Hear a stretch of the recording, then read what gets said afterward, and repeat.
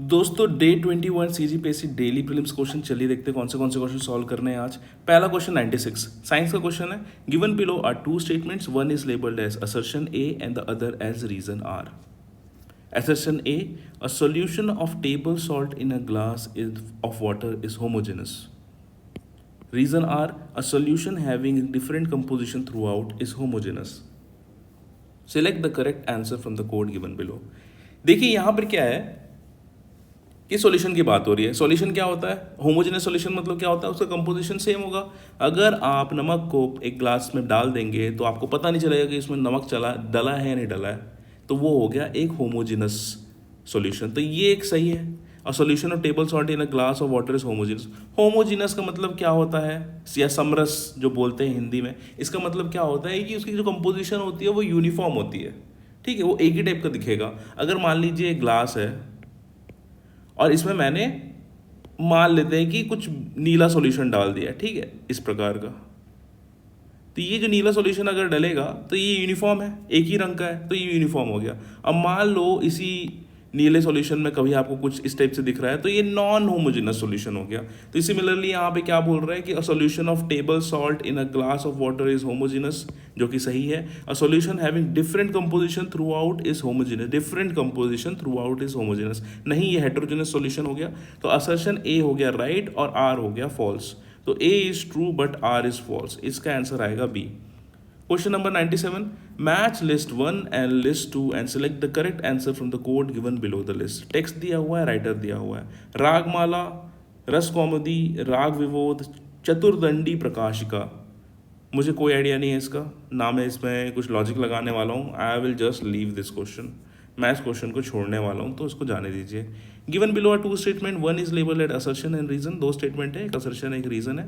During the 20th century poverty and poor people have become the subject of our concern and duty. पहला statement ये। Reason R, strategically there was lack of targeted actions due to which this issue got momentum.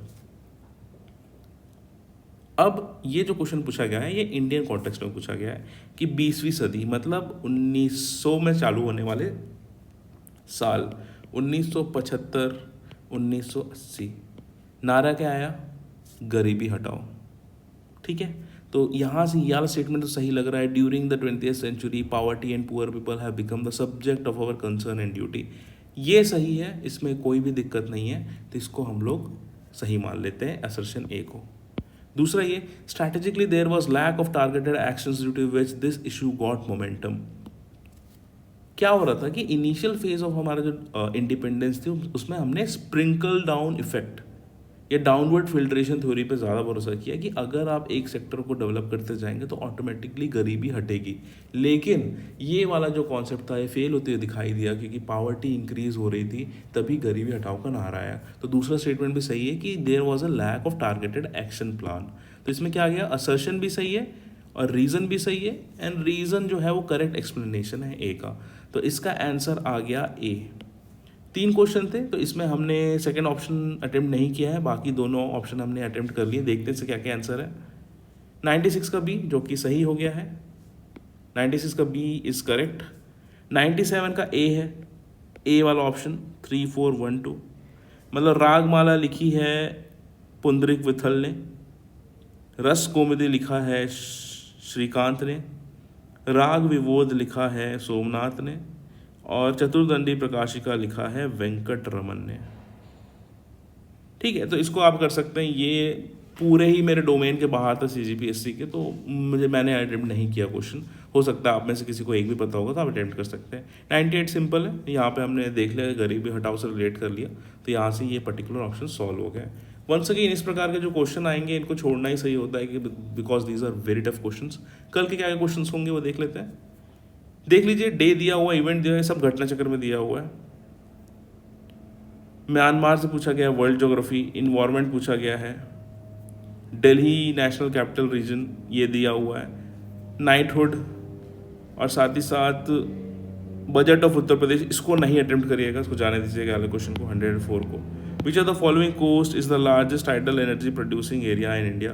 कुल मिला के यहाँ पे सारे अच्छे question और सारे के सारे आने लायक हैं, एक्सेप्ट क्वेश्चन नंबर 100, क्योंकि वर्ल्ड ज्योग्राफी नहीं है छत्तीसगढ़ में। एंड 104 की बजट ऑफ उत्तर प्रदेश है। इनको छोड़ के बाकी सारे क्वेश्चंस जो हैं वो आने लायक है CGPSC में, इनको ज़रूर अटेम्प्ट करिएगा। क्या होता है कि जो CGPSC, UPSC और MPPSC है, ये लोग आपस में बहुत सारे जो एलिमेंट्स हैं वो शेयर करते हैं। CGPSC में MPPSC का डायरेक्ट प्रभाव को देखने को मिलेगा, BPSC का डायरेक्ट प्रभाव देखने को मिलेगा, UPPSC का डायरेक्ट प्रभाव देखने को मिलेगा और UPSC के डायरेक्ट प्रभाव देखने को मिलेंगे।